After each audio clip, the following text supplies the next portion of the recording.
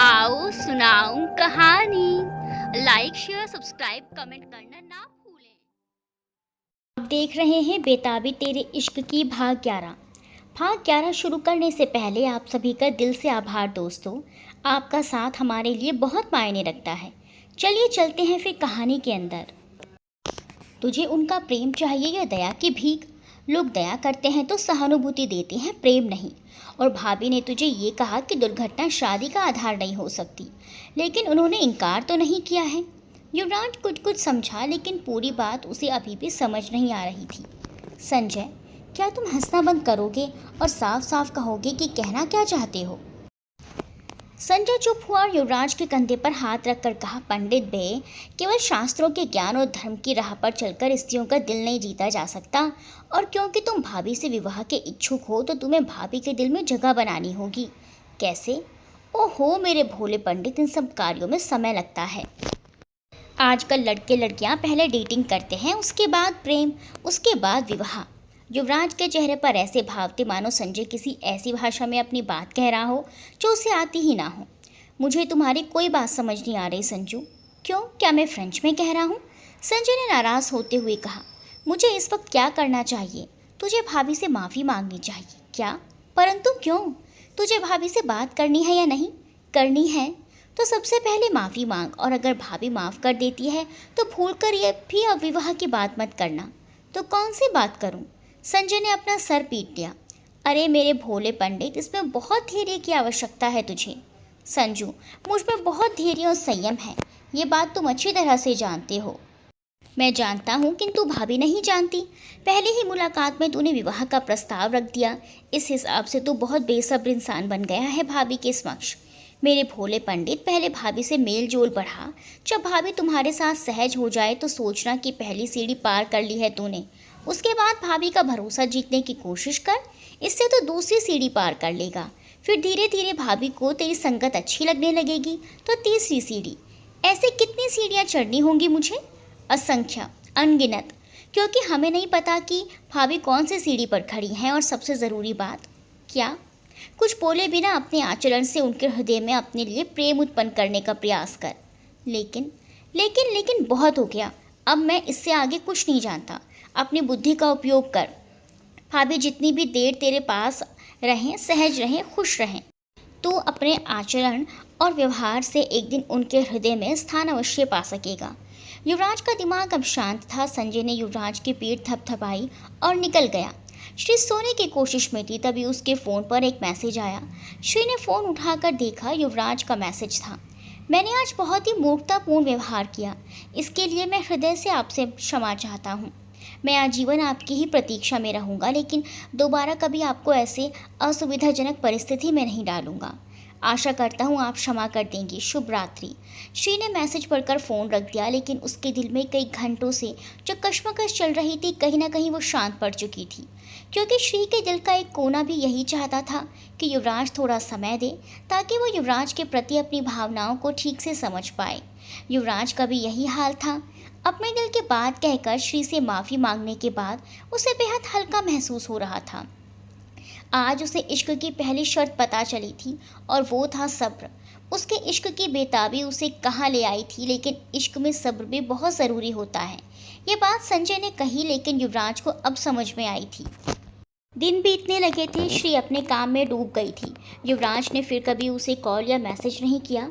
श्री कभी कभी युवराज को याद करके बेचैन हो उठती, लेकिन फिर अपने दिल को कड़ा कर लेती। रतन ने सरकारी नौकरी के लिए कोशिश करने के साथ साथ एक प्राइवेट स्कूल ज्वाइन कर लिया था। वो स्कूल बस से ही आना जाना करने लगी। तनु और राशि का ग्रेजुएशन का आखिरी साल था। बुआ दादी की आंखें भी पूरी तरह से ठीक हो चुकी थी, बस आखिरी बार डॉक्टर से सलाह लेने जाना था। सुबह पूरा यादव परिवार नाश्ते की टेबल पर बैठा था। रतन अपना लंच बॉक्स तैयार कर रही थी। श्री नाश्ते में पुष्पा जी की मदद कर रही थी। तभी प्रेम जी ने कहा, बुआ आज डॉक्टर के पास जाना है, याद है ना? आज ही? बुआ दादी ने हैरानी से पूछा। हाँ, आज बुध है ना। आज डॉक्टर से फाइनल जांच करा के रविवार का टिकट भी कटवा देंगे। टिकट? हाँ, आपका टिकट। मोहनवा का फ़ोन आया था, कह रहा था कि आपका ज़रूरत है उसको। बुआ जी को यहाँ रहते हुए 4 महीने से भी अधिक हो चुके थे। कई बार उनके जाने की बात हुई, लेकिन वो कोई ना कोई बहाना बना दिया करती। लेकिन अब वो समझ गई थी कि अब उन्हें जाना ही होगा। युवराज अगले सेशन में विद्यार्थियों की कक्षाएं लेने में व्यस्त रहने लगा था। उसने अपने दिल को कठोर बना रखा था। हर रात वो श्री को याद करता, लेकिन उसे कॉल या मैसेज करने की हिम्मत नहीं करता। अभी भी उनकी बातचीत का आखिरी संदेश उस रात का युवराज का ही था। भार्गव परिवार की महिलाओं के कपड़े तैयार हो चुके थे। श्री ने आशी को फ़ोन कर दिया था ताकि वो आकर कपड़े ले जाए, लेकिन आशी ने कहा, श्रद्धा जी आप आ जाती तो अच्छा होता। आशी जी, वो क्या है ना कि कपड़े बहुत सारे हैं और मेरे पास स्कूटी है। अगर आप आ जाती तो मुझे आसानी हो जाती। ठीक है, मैं आती हूँ। श्री ने सारे कपड़े अच्छे से पैक किए और आशी का इंतज़ार करने लगी। उसे विश्वास था कि हर बार की तरह युवराज आशी के साथ ज़रूर आएगा। वो युवराज के इंतज़ार में इतनी व्याकुल हो रही थी कि वो बुटीक में ही इधर से उधर टहलने लगी। बुटीक का दरवाज़ा खुला और चंदन की खुशबू ने श्री को लंबी सांस लेने के लिए मजबूर कर दिया। युवराज बुटीक का दरवाज़ा खोले अपनी सम्मोहक आंखें श्री पर टिकाए अंदर आ गया। उसने मुस्कुरा कर पूछा, मेरी ही प्रतीक्षा कर रही थी ना आप? श्री ने कुछ भी नहीं कहा। वो युवराज की आंखों में देखती रही। तभी किसी गाड़ी का हॉर्न जोर से बजा और श्री अपने ख्यालों से बाहर आई। उसने चौंक कर इधर उधर देखा। युवराज कहीं नहीं था। उसने अपने सर पर हल्के से मारकर कहा, श्री खुली आंखों से सपने देखने लगी है तू? सुधर जा श्री, सुधर जा। तू ऐसा वैसा वो भी पंडित जी के बारे में सोच भी कैसे सकती है? माना कि पंडित जी ने ही तुझे खुद के बारे में सोचने को मजबूर कर दिया है, लेकिन इस वक्त तू ये सब नहीं सोच सकती। ठीक 1 घंटे बाद बुटीक का दरवाज़ा खुला और आशी अंदर आई। आशी के अंदर आते ही दरवाज़ा बंद हो गया। श्री की नज़रें दरवाजे से टकरा कर लौट आई। उसके चेहरे पर घनघोर निराशा छा गई थी। उसकी आशा के विपरीत युवराज नहीं आया था। उसने सहजता से पूछा, आप अकेली आई हैं? आपके साथ कोई नहीं आया? मैं अकेली ही आई हूँ, गाड़ी है ना, मुझे कोई दिक्कत नहीं होगी। आशी के जवाब को सुनकर श्री के दिल में कुछ दरकता हुआ सा महसूस हुआ, लेकिन फिर फीका सा मुस्कुरा दी। श्री ने दुकान में काम करने वाले लोगों से कहा कि सारा सामान आशी की गाड़ी में रखवा दे। श्री आशी के साथ नीचे चली आई। आशी ड्राइवर के साथ आई थी। ड्राइवर सारे कपड़े गाड़ी में रखवाने लगा। तभी एक आवाज़ आई, नमस्कार श्री जी, कैसे हैं आप? संजय सामने हाथ जोड़े खड़ा था। संजय को देखकर श्री को अच्छा लगा। आशी कपड़े रखवाने लगी तो श्री संजय के पास चली गई। उसने हिम्मत करके पूछ लिया, आज आप अकेले? पंडित जी नहीं आए? संजय ने श्री को देखा, लेकिन अपने दिल के भीतर फूट रहे लड्डुओं का शोर बाहर नहीं आने दिया। उसने बेहद ही सामान्य लहजे में कहा, पंडित? वो आजकल अजीब हो गया है। उसका व्यवहार मेरी समझ में नहीं आ रहा आजकल। श्री संजय की तरफ जिज्ञासा से देखने लगी। अजीब व्यवहार? मतलब ऐसा क्या हो गया है उन्हें? पता नहीं, कुछ बताए तब तो पता चले ना श्री जी। शांत और गंभीर तो वो पहले भी था, लेकिन आजकल तो उसने गंभीरता की चादर नहीं, गंभीरता की रजाई ओढ़ रखी है।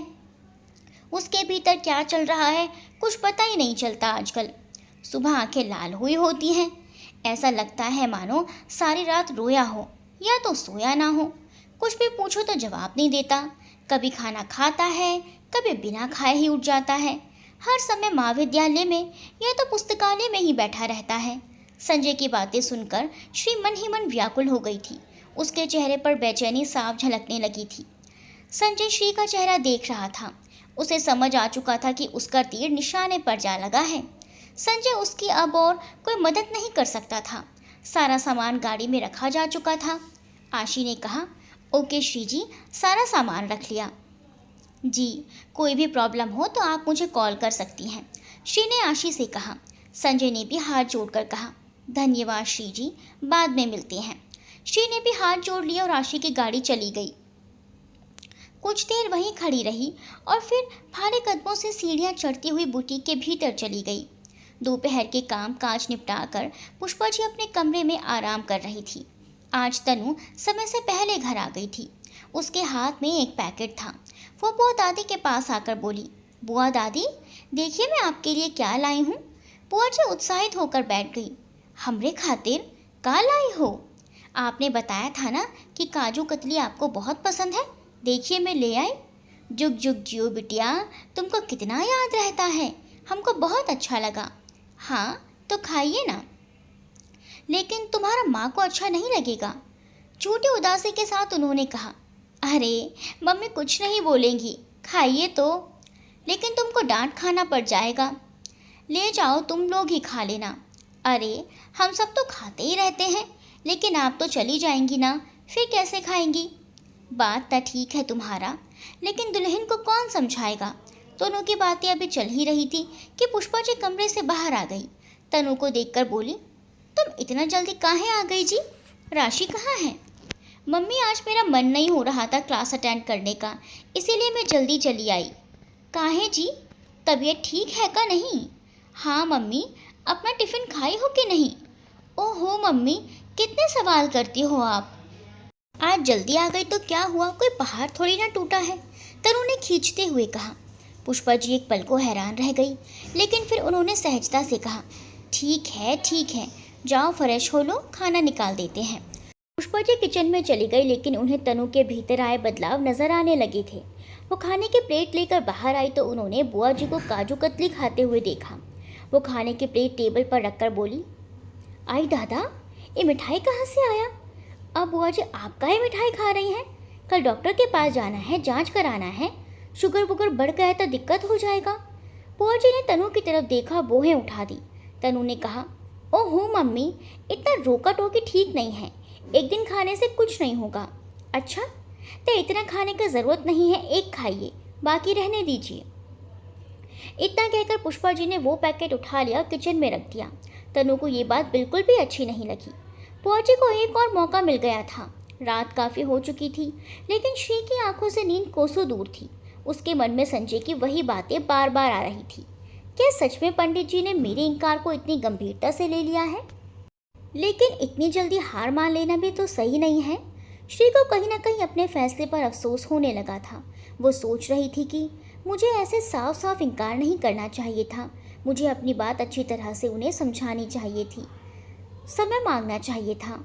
यूँ साफ साफ इनकार करके मैंने पंडित जी का दिल ही तोड़ दिया। लेकिन मुझे क्यों इतनी तकलीफ़ हो रही है? पंडित जी अच्छे इंसान हैं, लेकिन उनकी मजबूरी के कारण मैं उनसे शादी तो नहीं कर सकती ना। सोच कर श्री का दिमाग फटने की कगार पर आ पहुंचा था। और अगर उन्हें मुझसे ही शादी करनी थी तो उन्हें मेरा इंतज़ार करना चाहिए। ये क्या बात हुई भला कि सीधे शादी के लिए पूछ लिया और अब इतने समय से बातचीत करनी भी बंद कर दी। श्री अपने ही ख्यालों से परेशान बार बार करवट बदल रही थी। तभी रतन ने उनींदी आवाज़ में कहा, दी, इतना परेशान होने से अच्छा है कि तुम कॉल ही कर लो अपने इम्पोर्टेंट क्लाइंट से। आई एम श्योर कि वो भी जाग ही रहा होगा। श्री ने रतन को हल्के से थपके लगाई और बोली, सो जा तू, सोने दो मुझे। रतन ने ज़ोर देकर कहा और चादर तान ली। श्री ने अपना फ़ोन उठाया और गहरी सांस लेकर मैसेज टाइप करने लगी। पंडित जी कैसे हैं आप? मैंने सुना आपकी तबीयत ठीक नहीं रहती आजकल। सच कहूँ तो मुझे ये सोचकर बहुत ग्लानि हो रही है कि मुझसे मिलने के बाद आपका दिल टूट गया। मैं माफ़ी चाहती हूँ और प्लीज़ आप उस बात को दिल से ना लगाएं और अपनी सेहत का ध्यान रखें। आपकी फ़िक्र है क्योंकि हम दोस्त तो अभी भी हैं। ये लिखकर श्री ने मैसेज भेज दिया और फ़ोन को हाथ में लिए बैठी रही। कुछ मिनट गुजर जाने के बाद भी ना तो युवराज ने मैसेज देखा और ना ही ऑनलाइन आया। श्री ने फ़ोन रख दिया और लेट गई। तभी फ़ोन वाइब्रेट हुआ। श्री ने झट से फ़ोन उठाया। श्री जी, मैं बिल्कुल ठीक हूँ। आपसे किसने कहा कि मेरी तबीयत ठीक नहीं? लेकिन जिसने भी ये मजाक आपके साथ किया, मैं उसे धन्यवाद कहना चाहूँगा, क्योंकि आपने इस झूठ के कारण ही सही, लेकिन हमें संदेश तो भेजा। श्री को अब संजय की चालाकी समझ आई। उसे पहले तो संजय पर गुस्सा आया, लेकिन फिर युवराज की ईमानदारी देखकर उसे अच्छा लगा। संजय की बातें याद करके उसे हंसी आने लगी। उसने संदेश भेजा, जानकर अच्छा लगा कि आप ठीक हैं, स्वस्थ हैं। मुझे ये जानकर बहुत अच्छा लगा कि आपको हमारी कुशलता जानकर अच्छा लगा। जी, वो संजय ने कहा कि आपकी तबीयत ठीक नहीं रहती। अगर आप हमारी तबीयत सही ना रहने पर यूं ही आप हमारी कुशलता जानने के लिए संदेश भेजती रहेंगी, तो मैं प्रार्थना करूंगा कि मेरी तबीयत ठीक ही ना हो। श्री को ये पढ़कर अच्छा नहीं लगा। आपको इसके लिए बीमार होने की ज़रूरत नहीं, तो क्या आप ऐसे ही रोज़ हमारी कुशलता जानने के लिए संदेश भेजेंगी? शर्त पर। कैसी शर्त? आप मेरे साथ सामान्य व्यवहार रखेंगे। मेरा मतलब कि उस दिन रेस्टोरेंट में जो भी हुआ उसे भूल जाएंगे और जैसे पहले थे वैसे ही रहेंगे। भूल जाने की बात मेरे वश में नहीं, इसीलिए छोटा आश्वासन नहीं दूंगा, लेकिन इस बात के लिए आश्वस्त करता हूँ कि मेरे व्यवहार में कोई परिवर्तन नहीं दिखाई देगा आपको, और ना ही आपको कोई असुविधा होगी। धन्यवाद। धन्यवाद तो मुझे कहना चाहिए, इतने समय बाद आपने हमें याद किया। हम कब से प्रतीक्षा में थे।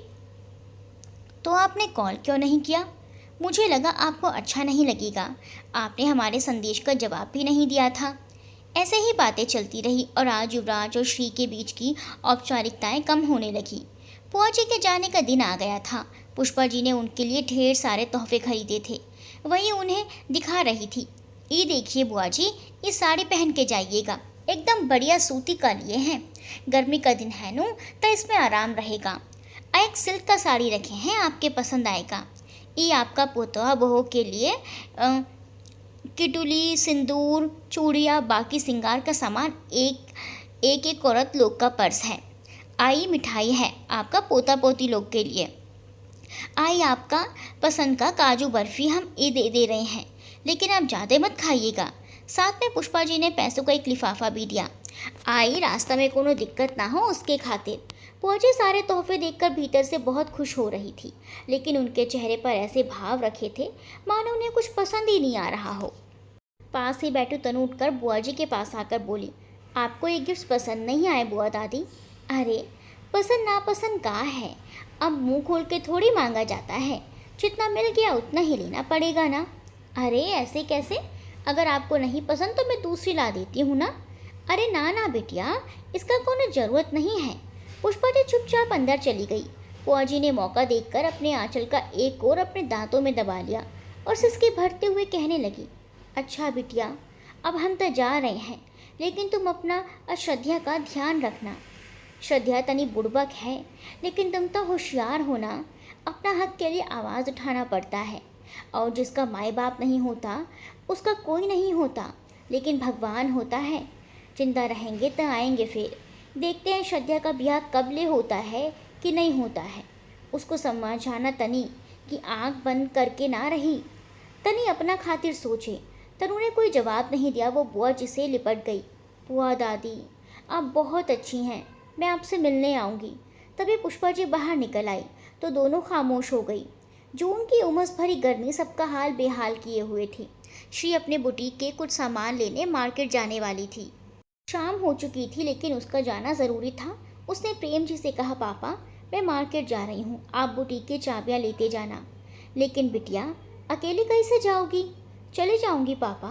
श्री अपनी स्कूटी स्टार्ट करने ही जा रही थी, तभी उसका फ़ोन बजने लगा। फ़ोन आशी का था। हेलो आशी जी, कैसे हैं आप? मैं ठीक हूँ श्री जी, आप कैसी हैं? अच्छी हूँ। वो मैंने इसीलिए फ़ोन किया था क्योंकि कुछ ड्रेसेस में थोड़े से चेंजेस करवाने होंगे। अच्छा तो मैं कल आती हूँ। आशी जी अभी तो मैं महावीर मार्केट जा रही थी, कुछ सामान लेने हैं। महावीर मार्केट? ओके, वो तो बहुत दूर है, लेकिन वहाँ अच्छी चीज़ें किफ़ायत में मिल जाती हैं। ठीक है, कल मिलते हैं। श्री ने फ़ोन रखा और निकल गई। आशी के पीछे खड़े संजय ने आशी की बातें सुन ली थी। उसे कुछ आइडिया आया, वो युवराज के पास चला गया। थोड़ी देर बाद युवराज गाड़ी चला रहा था और संजय उसके साथ बैठा महावीर मार्केट के चक्कर लगा रहा था। उसे अच्छे से पता था कि श्री भी इसी मार्केट में है। संजू, मेरी समझ में बिल्कुल भी नहीं आ रहा कि तुम मुझे उस बाज़ार में क्यों लेकर आए हो। पंडित, तुमसे जितना कहा जाए ना बस उतना ही करो। और ये लो लिस्ट, ये सामान खरीदना है। युवराज ने एक नज़र उस लिस्ट पर डाली और पढ़ने लगा। बिस्किट, सूखे नाश्ते, पापड़, मिठाइयाँ, शरबत। उसने हैरानी से संजय को देखा और बोला, ये कैसे सोची है संजू? हम ये सारी वस्तुएं खरीदने इतनी दूर आए हैं? हाँ, संजय ने छोटा सा जवाब दिया और शांत हो गया। आपके मस्तिष्क में कोई विकार आ गया है संजू। इन वस्तुओं के लिए आप हमें इतनी दूर ले आए? युवराज ने चिढ़ के साथ कहा। लेकिन संजय ने कोई जवाब नहीं दिया। गाड़ी घुमाते घुमाते संजय को श्री की स्कूटी नज़र आ गई। उसने इधर उधर देखा तो एक दुकान से श्री निकलती हुई नज़र आ गई। वो ज़ोर से बोला, पंडित गाड़ी रोक बे। युवराज ने ब्रेक लगा दिए। संजय तेज़ी से उतरकर गाड़ी के पीछे छुप गया और फिर एक ऑटो में बैठकर वहाँ से निकल गया। थोड़ी दूर जाने पर उसने युवराज को फ़ोन किया। पंडित, मुझे बहुत ज़रूरी काम याद आ गया है बे, मैं निकल रहा हूँ, तू आ जाना। संजू, ये तुम क्या कर रहे हो? मेरे धैर्य की इतनी प्रतीक्षा मत लो, हमें क्रोध आ रहा है। युवराज ने खुद को बहुत नियंत्रण में रखने की कोशिश की, लेकिन उसके शब्दों में नाराज़गी साफ दिखाई दे रही थी। पंडित, तुम्हारे धैर्य का फल तुम्हें तुरंत मिलेगा बे, अपनी दृष्टि को घुमा कर देखो। युवराज पूरी तरह झुंझला गया था। बाजार में काफ़ी भीड़ होने लगी थी। युवराज ने अपनी गाड़ी एक ओर लगाई और गाड़ी से बाहर निकल गया। संजय, ये कैसा मजाक है यार, मुझे कुछ समझ नहीं आ रहा, तुम आ रहे हो या मैं तुम्हें यहीं छोड़कर चला जाऊं? युवराज को गुस्सा आने लगा था। पंडित, बात ऐसी है कि मैं तो चला भार्गव निवास, और सुनो, वो सूची किसी काम की नहीं, उसके पीछे कुछ लिखा है, वो पढ़ लो। संजय, अगर तुम अभी मेरी दृष्टि के समीप होते तो तुम्हारी हत्या कर देता मैं। पंडित, अपने शब्द याद रखना, कहीं वापस लौटकर तुम्हारा मन हमारा धन्यवाद करने का हुआ तो। फ़ोन रखो बे तुम। संजय ने हल्के से गुस्से में फ़ोन काट दिया। युवराज ने फ़ोन गाड़ी में पटक दिया और गुस्से में वो कागज़ फेंकने को ही था कि कुछ सोचकर उसने कागज़ के दूसरे हिस्से को पलट दिया और पढ़ने लगा। मेरे मूड पंडित, अपनी नज़रें घुमा और अपने इश्क को एक मौका दे। युवराज को अभी भी उसकी बात समझ नहीं आई थी। तभी उसके कानों में बहुत ही मीठी सी आवाज़ पड़ी तो युवराज की आंखें फैल गई। पंडित जी, आप यहाँ? युवराज अब तक उस कागज़ को देख ही रहा था, लेकिन श्री की आवाज़ सुनकर उसकी सारी इंद्रियां उसकी तरफ घूम चुकी थी, सिवाय आंखों के। उसके दिल की धड़कनों में मानो संगीत गूंज उठा हो। इतने दिनों से श्री से उसका सामना नहीं हुआ था। ऐसे में श्री का सामने आना उसकी तरसती नज़रों के लिए बड़ी सौगात थी। श्री ने फिर से अपना प्रश्न दोहराया। पंडित जी, आप मुझे सुन रहे हैं ना? युवराज ने मुड़कर श्री को देखा और मुस्कुरा कर बोला, जी बिल्कुल, बस स्वयं को विश्वास दिला रहा था कि ये आपकी ही आवाज़ थी। श्री ने युवराज को देखा। उसकी सम्मोहक आंखें आज मुस्कुराती हुई सी लगी, मानो आज वो वाकई बहुत खुश हो। युवराज ने ब्लू जीन्स और हाफ स्लीव की सफ़ेद टी शर्ट पहनी हुई थी। उसका चौड़ा सीना सीधा तना हुआ था, लेकिन उसका सर झुका हुआ था, और इसका कारण ये था कि श्री की हाइट युवराज के सामने बहुत कम थी। वहीं श्री ने भी आज सफ़ेद कुर्ती के साथ जीन्स पहनी हुई थी। उसके हाथ में कुछ बैग्स थे। दोनों की ही नज़रें एक दूसरे पर थी। तभी किसी गाड़ी के तेज़ हॉर्न से मानो वो होश में आए। युवराज 2 कदम पीछे हटते हुए बोला, श्री जी, आप यहाँ कैसे? मैं तो कुछ सामान लेने आई थी, लेकिन आप यहाँ क्या कर रहे हैं? जी मुझे तो संजू ने अपनी आधी बात कहकर वो रुक गया। वो क्या बताता कि संजय जानबूझकर उसे यहाँ श्री से मिलने के लिए छोड़ गया है। संजय, वो भी यहाँ है? नहीं, मैं भी उसी की ही प्रतीक्षा कर रहा हूँ। ओह! श्री इधर उधर देखने लगी तो युवराज ने हाथ बढ़ाकर उसके हाथ से थैले ले लिए। श्री ने चौंक कर देखा तो युवराज ने कहा, मैं आपकी सहायता कर देता हूँ। श्री हल्का सा मुस्कुरा दी। उसने कहा, आप परेशान ना हो, मुझे अभी कई दुकानों पर जाना है। अगर आपकी अनुमति हो तो मैं भी आपके साथ चलूँ? लेकिन संजय, वो फ़ोन कर लेंगे। श्री ने सर हिला दिया और फिर वो युवराज के साथ लिए शॉपिंग करने लगी। आज उसे बस देखता रहा। श्री बहुत कुशलता से चीज़ें खरीद रही थी और युवराज उसके पीछे सामान लिए घूमता रहा। श्री ने ढेर सारी शॉपिंग कर ली थी। अचानक ही उसकी नज़र युवराज पर पड़ी, जो एक साथ ढेर सारे बैग्स उठाए पसीने से तर हो चुका था। उसका चेहरा पूरी तरह पसीने से भीगा हुआ लाल नज़र आ रहा था। उसने घबराते हुए कहा, पंडित जी, आप ठीक है ना? लाइए, ये सामान मुझे दे दीजिए। लेकिन युवराज ने अपने हाथ पीछे खींच लिए। मैं बिल्कुल ठीक हूँ, आप घबरा क्यों रही हैं? मैं कोई गड़बड़ नहीं करूँगा। आप थक गए होंगे। थक तो आप भी गई हैं। श्री ने इधर उधर देखा। इस वक्त वहाँ बैठने की कोई जगह नहीं थी। सड़क के उस पार एक कैफ़े थी। श्री ने कहा, वहाँ चलते हैं। अंधेरा हो चुका था, लेकिन मार्केट की दुकानों की चमकती रोशनी में भी युवराज का चेहरा पसीने के कारण कई रंगों का नजर आ रहा था। युवराज ने सर हिला दिया और सड़क की तरफ जाने लगा, लेकिन तभी एक तेज़ गति से आती हुई कार के हेडलाइट की रोशनी ने उसकी आंखों को बंद होने को मजबूर कर दिया। श्री को बहुत बुरा लग रहा था। वो युवराज के पास आई। पंडित जी, मुझे बहुत बुरा लग रहा है, आप ये बैग्स मुझे दे दें। युवराज को भी जाने क्या सूझी। उसने कहा, ये थैले तो मैं आपको नहीं दे सकता अभी, लेकिन आप मेरी एक मदद कर सकती हैं। जी कहिए, मैं क्या कर सकती हूँ? मेरी जेब में एक रुमाल है, उसे निकाल कर आप मेरा चेहरा साफ कर सकती हैं। श्री आंखें फाड़ कर देखने लगी और श्री से 20 कदम दूर खड़े सागर और साहिल भी उन्हें ही देख रहे थे। श्री चौंक कर युवराज को देखे जा रही थी तो युवराज हंस पड़ा। आपको परेशान होने की आवश्यकता नहीं, मैंने तो हंसी के लिए कहा था। श्री जाने क्यों मुस्कुरा नहीं पाई। युवराज का चेहरा पसीने में पूरा तर था। उसे बहुत परेशानी भी हो रही थी। युवराज मुड़कर सड़क पार करने की कोशिश करने लगा। तभी श्री तेजी से आगे आकर बोली, पंडित जी रुकिए। फिर उसने अपने बैग से टिश्यू पेपर निकाला और झट से युवराज की आंखों के ऊपर छलका पसीना पोंछ दिया। उसने वो पेपर फेंक दिया और दूसरा टिश्यू निकाला और अच्छे से उसका चेहरा साफ कर दिया और बोली, अब ठीक है, चलिए। ये सब इतनी जल्दी में हुआ कि युवराज कुछ भी समझ ही नहीं पाया। उतने समय के लिए वो जम सा गया था और श्री की करीबी से उसकी सांसें थम सी गई थी।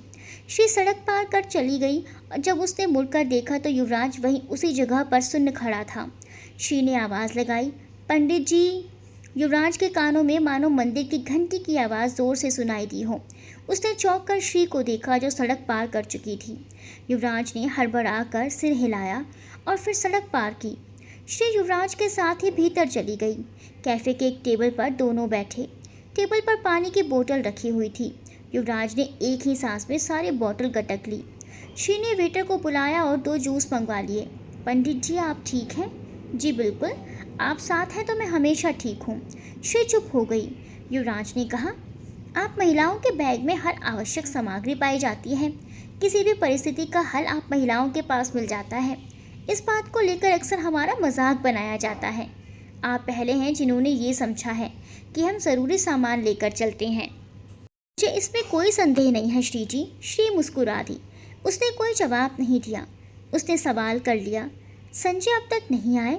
वो वाकई आने वाले थे ना? श्री का सवाल सुनकर युवराज ने कहा, श्री जी मैं झूठ नहीं बोल सकता। बात यह है कि जाने कैसे संजय को पता चल चुका था कि आप यहाँ आने वाली हैं। इसीलिए वो मुझे झूठ बोलकर यहाँ ले आया और धोखे से यहाँ छोड़कर वापस लौट गया। अपने दृष्ट श्रीराम की शीशा मुझे ज़रा भी उसके इस योजना का भान नहीं था। होता तो मैं यहाँ बिल्कुल ना आता। श्री ने सर हिला दिया। आपको नाराज़ होने का अधिकार है, लेकिन हमारी कोई गलती नहीं। फिर भी क्षमा कर दीजिए। जब हमारी गलती ना हो तो कभी भी खुद को दोष देकर माफ़ी नहीं मांगनी चाहिए। ये अपने सेल्फ रिस्पेक्ट के साथ समझौता है। युवराज श्री की बात सुनकर हैरान रह गया। आपने उचित तर्कयुक्त बात कही। मैं प्रभावित हुआ।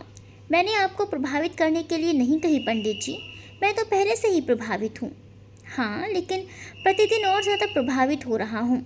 आप मुझे हर दिन अपनी योग्यता से प्रभावित करती हैं, लेकिन आप एक साथ इतना सारा सामान कितनी कुशलता से खरीद सकती हैं? मैं इन चीज़ों में बहुत कच्चा हूँ। कोई बात नहीं, मैं सिखा दूँगी। आप हमें चीज़ें खरीदने की शिक्षा देंगी? जी, जब भी मैं यहाँ आऊँगी आपको बता दूँगी। मुझे भी मेरे बैग्स उठाने के लिए कोई मिल जाएगा और आपकी भी ट्रेनिंग हो जाएगी। श्री हल्के से हंस पड़ी तो युवराज भी मुस्कुरा दिया। ये बाज़ार के आखिरी छोर पर है, तो यहाँ व्यक्तिगत रूप से मुझे जानने वाले बहुत कम लोग हैं, तो मुझे यहाँ कोई परेशानी नहीं होगी। यहाँ चीज़ें सस्ती और अच्छी मिलती हैं, इसीलिए यहाँ आती हूँ। तो अगली बार कब आ रही हैं आप? जब आऊँगी तब बता दूँगी। दोनों बातें कर ही रहे थे। वेटर जूस देकर आ चुका था। अब दोनों जूस पीते हुए बातें कर रहे थे। दोनों खुश भी लग रहे थे। कैफ़े के ग्लास के दरवाजे से बाहर का नज़ारा साफ दिख रहा था। सागर और साहिल के साथ उनके कुछ दोस्त भी उन्हें देख रहे थे। अरे यार, क्या कड़क लड़की है यारों। इसके साथ तो हमारे सागर जैसा मीठा लड़का ही जचेगा, एक लड़के ने कहा। सागर ने साहिल के मिमियाते हुए कहा, मुझे घर जाना है, इसके सामने नहीं पड़ना। तो घबरा क्यों रहा है? ना ये अपने घर में है और ना ही हम 2 लोग। आज हमारे साथ हमारी पूरी फौज है, साहिल ने कहा। लेकिन सागर वहाँ नहीं रुका, वो चला गया। साहिल ने भी उसे नहीं रोका। साहिल ने अपने दोस्त से कहा, मैंने तो खुद को सागर की वजह से रोक रखा था, लेकिन अब जब सागर का रिश्ता टूट चुका है तो इस लड़के को सबक सिखाना तो बनता है। लेकिन यार तू क्या करेगा? एक लड़के ने पूछा। तब तक युवराज और श्री कैफ़े से बाहर निकल रहे थे। अब श्री के हाथ में आधा सामान था। उसने युवराज को अकेले सामान उठाने नहीं दिया था। युवराज और श्री सड़क पार कर आगे बढ़ रहे थे।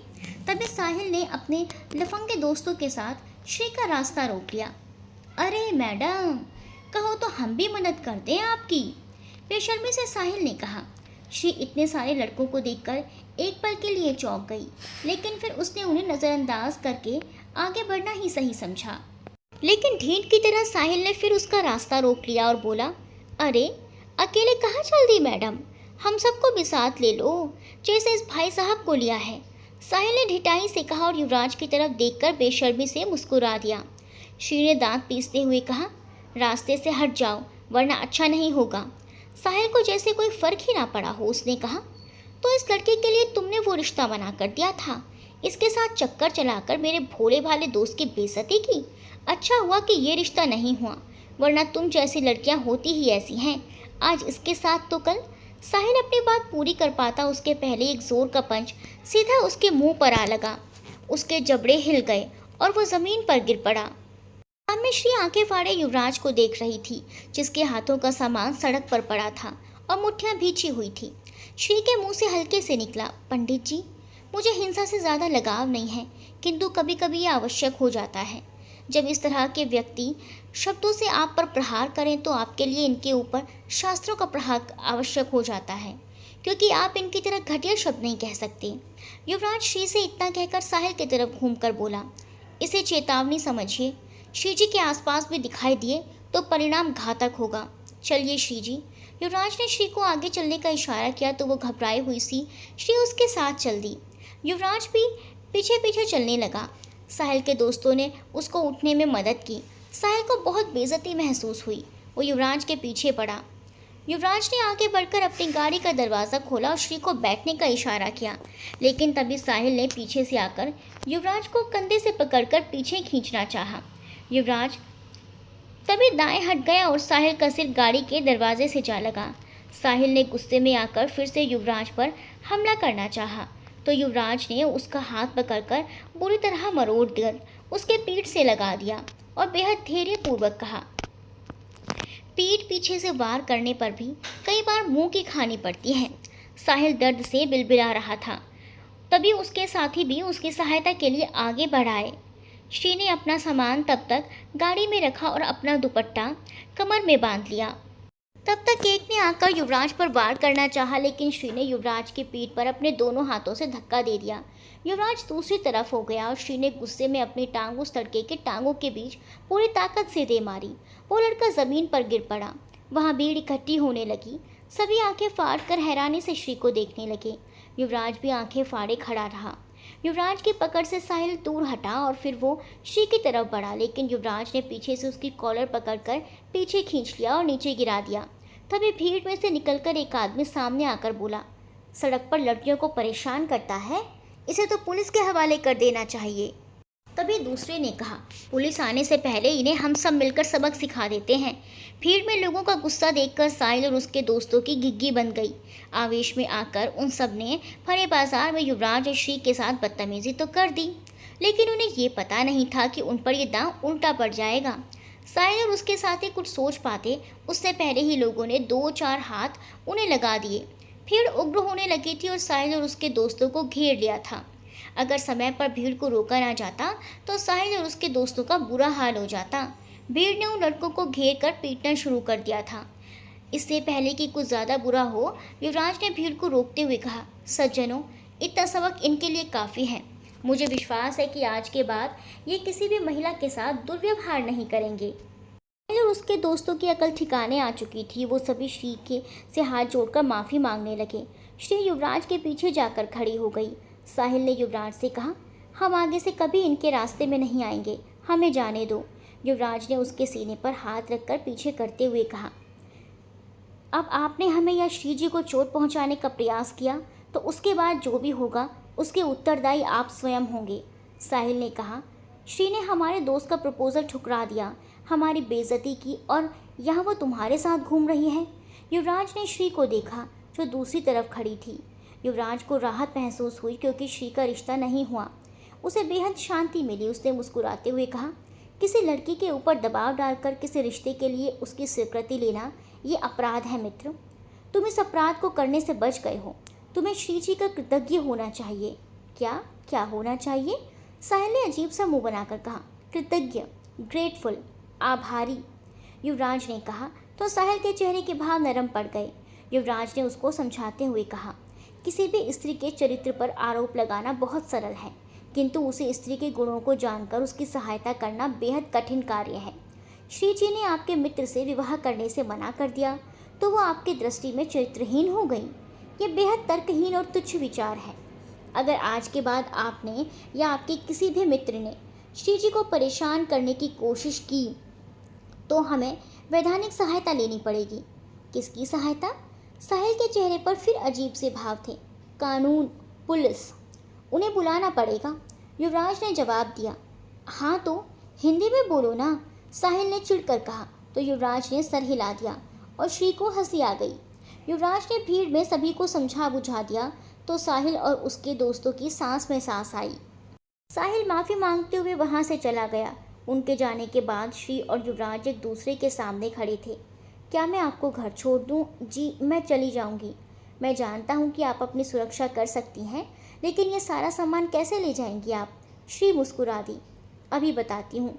श्री जाकर अपनी स्कूटी ले आई। उसने स्कूटी से एक रस्सी निकाली, कुछ सामान उसने डिग्गी में डाला, कुछ बैग्स उसने स्कूटी के दोनों हैंडल पर टांग दिए और फिर रस्सी की मदद से कुछ सामान स्कूटी की पिछली सीट पर बांध दिया।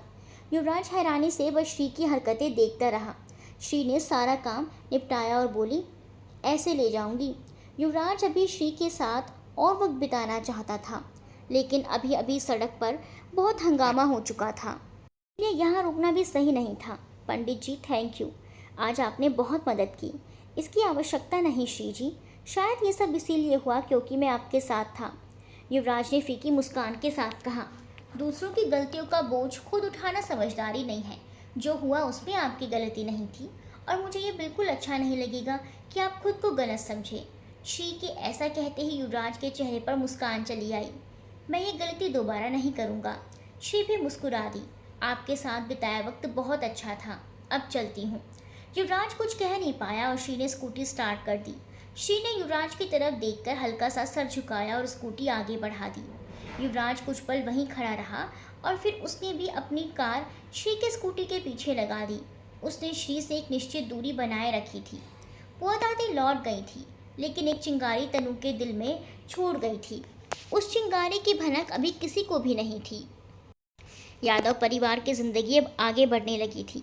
रतन उस रात बेहद उदास थी। वो सबके सामने सामान्य रहने की कोशिश कर रही थी, लेकिन श्री उसकी उदासी अच्छी तरह भांप रही थी।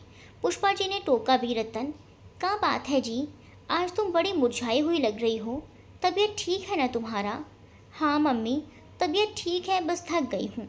अच्छा, तब फटाफट खाना खाओ और जाकर सो जाओ। रतन ने सर हिला दिया, लेकिन उसकी प्लेट का खाना वैसे ही पड़ा रहा।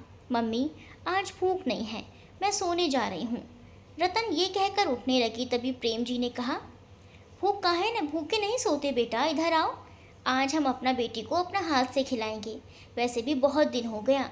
रतन ने प्रेम जी की तरफ देखा। प्रेम जी ने उसकी प्लेट उठा ली और निवाला बना के रतन के मुंह में डालते गए।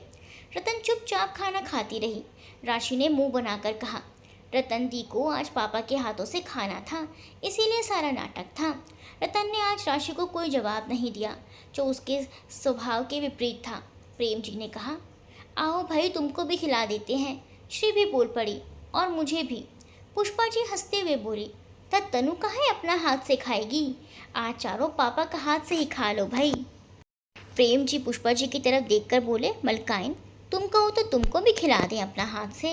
सभी लड़कियां पुष्पा जी की तरफ देखकर मुस्कुरा दी, तो पुष्पा जी ने झेपते हुए कहा, हम अपना हाथ से ही खा लेंगे।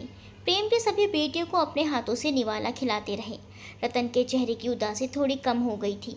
यादव परिवार में सब कुछ सामान्य होने लगा था, लेकिन ये भी सच है कि जब सब कुछ सामान्य नजर आ रहा हो तो कुछ असामान्य घटना ज़रूर घटती है। अगले दिन मन ही मन श्री उत्साहित थी। उसे भार्गव निवास जो जाना था। वो पहले बुटीक पर जाने वाली थी, उसके बाद वो दोपहर के बाद भार्गव निवास जाने वाली थी। सुबह सभी नाश्ते के टेबल पर बैठे थे। पुष्पा जी नाश्ता लगा रही थी। आज रतन उनकी मदद कर रही थी।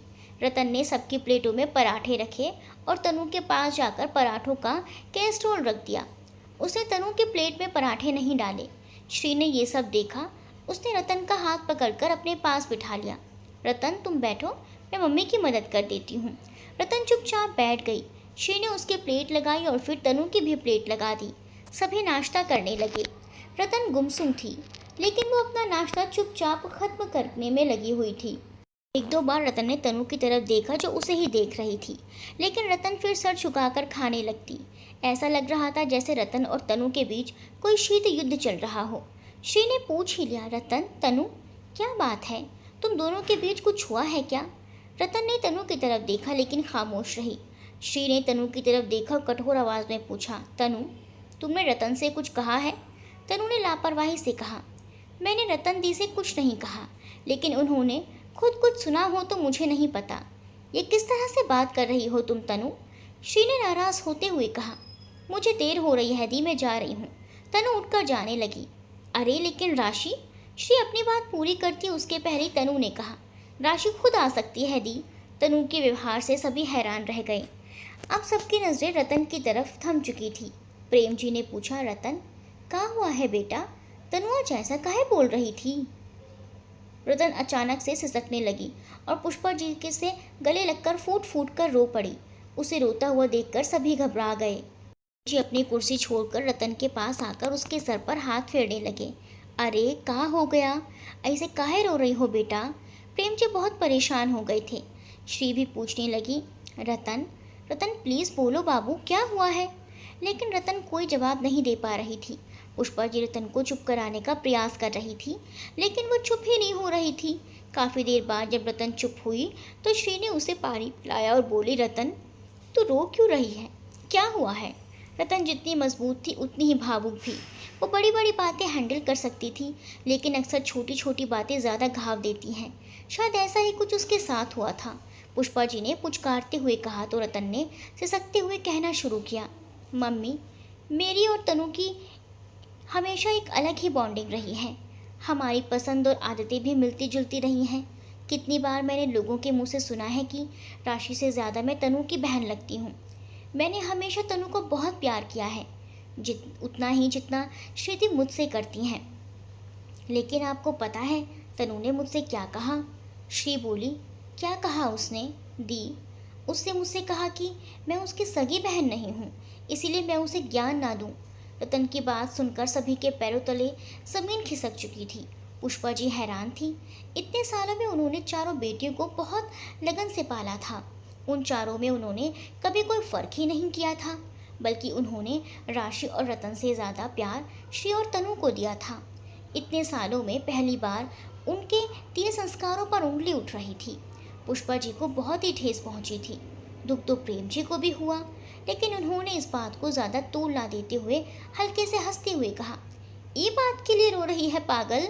तनु बुड़बक है, उसको पता नहीं है कि क्या बोलना चाहिए और क्या नहीं बोलना चाहिए। उसका बात पर रो रही है बुड़बक। चुप हो जाओ। नहीं पापा, वो बेवकूफ़ नहीं है, वो बहुत समझदार हो गई है। आपको पता है उसने और क्या कहा? प्रेम जी भी शायद आगे कुछ सुनना नहीं चाहते थे। वो और कुछ बुरा सुनते तो उनका दिल और भी ज़्यादा टूट जाता। इसीलिए पुष्पा जी ने प्रेम जी को देखकर कहा, जाने दो, वो कहा बोली सब में क्या रखा है जी, उसको आने दो, हम बात करेंगे उससे, उसको समझाएंगे, तुम चुप हो जाओ।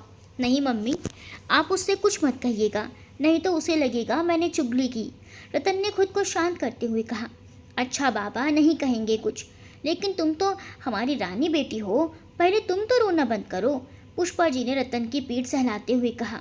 रतन शांत हो गई। श्री ने उसका लंच बॉक्स थमाया। थोड़ी देर बाद रतन अपने स्कूल चली गई। जब से उसने स्कूल ज्वाइन किया था तब से अपने घर के प्रति बहुत जिम्मेदार हो गई थी। वो तनु की हर छोटी बड़ी चीज़ का ध्यान रखती थी, लेकिन जिस तरह तनु ने उससे बात की उसे बहुत ही दुख पहुंचा था।